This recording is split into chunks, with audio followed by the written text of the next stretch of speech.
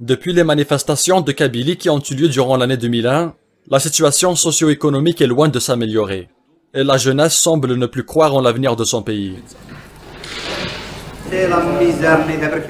C'est la misère noire.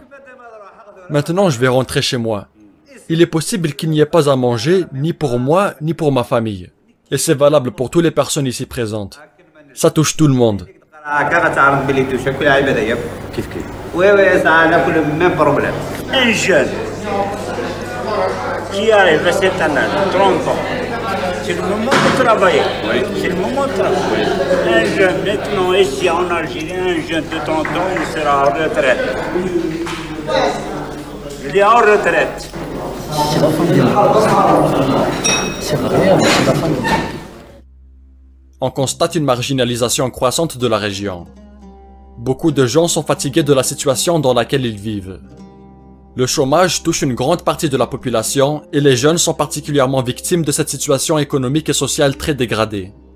La prostitution, l'alcoolisme, le suicide, l'émigration et les extrémismes religieux sont des fléaux de plus en plus visibles et très mal vécus par une population qui subit cette tragédie au jour le jour.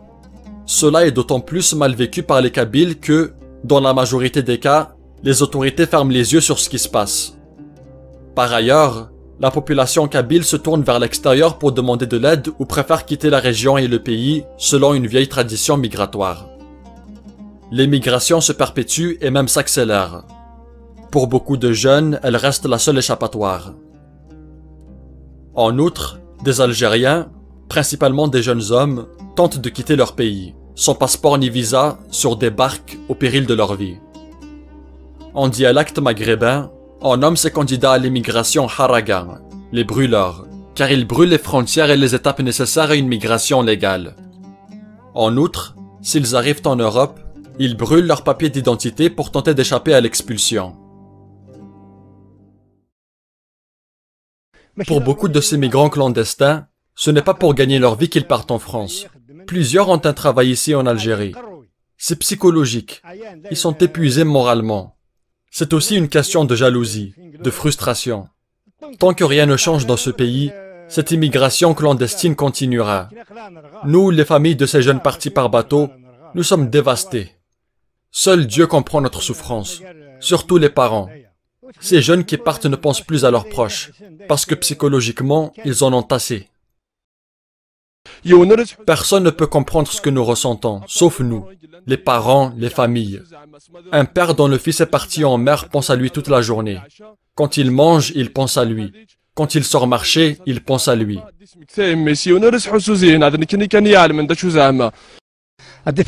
Lorsqu'un étudiant décroche son diplôme universitaire, il ne trouve pas de travail.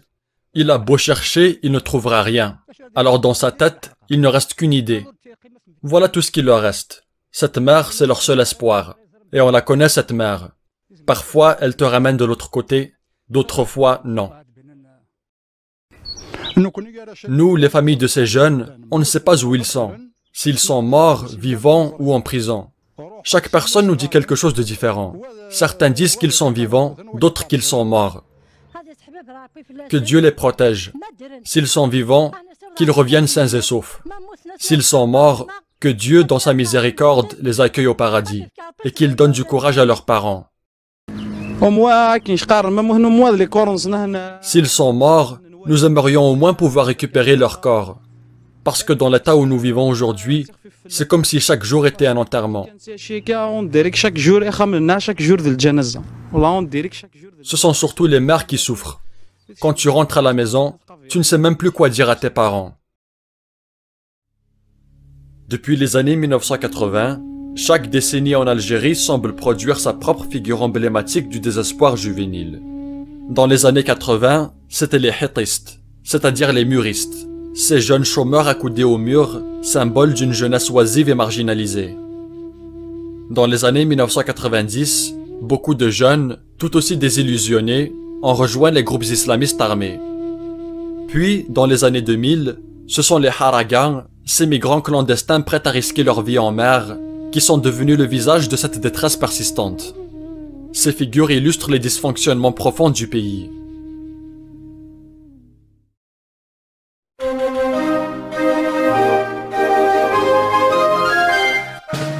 Créé au lendemain du printemps noir de 2001, le mouvement pour l'autodétermination de la Kabylie, ou le MAK, est apparu comme une réponse politique à la violence d'État persistante, à la marginalisation culturelle et au déni de l'identité kabyle.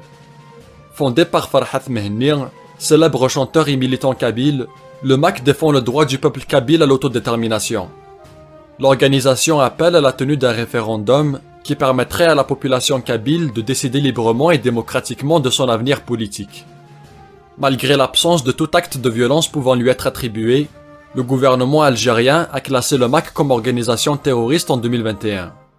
Les militants affiliés au mouvement ont été victimes d'arrestations arbitraires, de harcèlement et de lourdes peines de prison, souvent sur la base d'accusations vagues liées à la sûreté de l'État.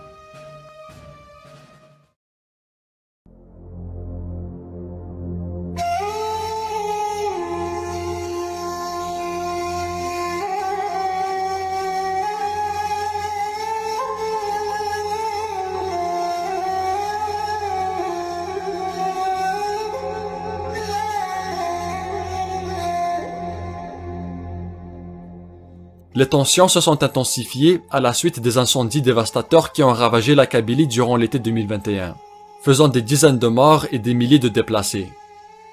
Alors que l'État a rapidement accusé le MAK d'avoir orchestré les incendies, ainsi que le lynchage de Jamel Ben Smaïl, un jeune homme faussement accusé d'incendie criminel, nombre de Kabyles expriment une profonde méfiance. Des images vidéo montrent que c'est la police qui a livré Ben Smaïl à la foule, soulevant de graves soupçons quant à une implication de l'État dans sa mort.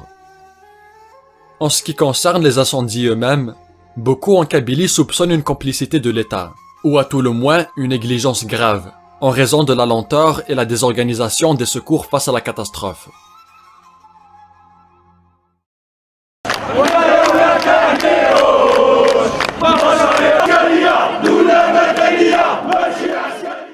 Cette défiance envers les autorités s'inscrit dans un contexte plus large de remise en question du pouvoir, amorcé par le Hirak de 2019, un soulèvement pacifique national né en opposition au 5e mandat projeté du président Bouteflika, et qui s'est rapidement transformé en un mouvement de contestation contre l'autoritarisme et la corruption systémique.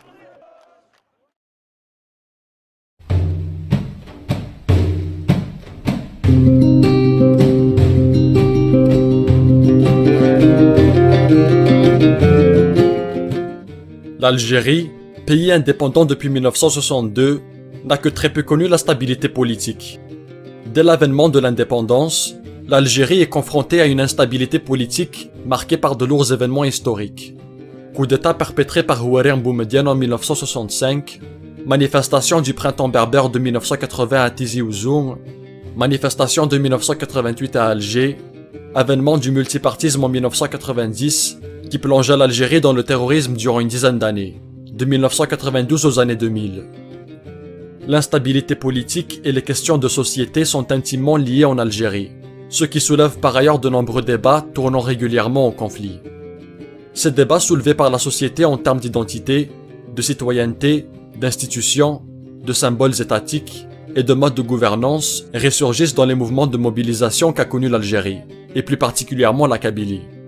Cette région est souvent considérée comme agresseuse de la nation. Cette idée, initialement instrumentalisée par les autorités, est aujourd'hui ancrée dans l'imaginaire collectif algérien. Elle persiste depuis la colonisation française. Les moments de mobilisation en Kabylie sont depuis longtemps synonymes dans l'imaginaire politique de mainmise d'une nation étrangère qui voudrait nuire à l'Algérie.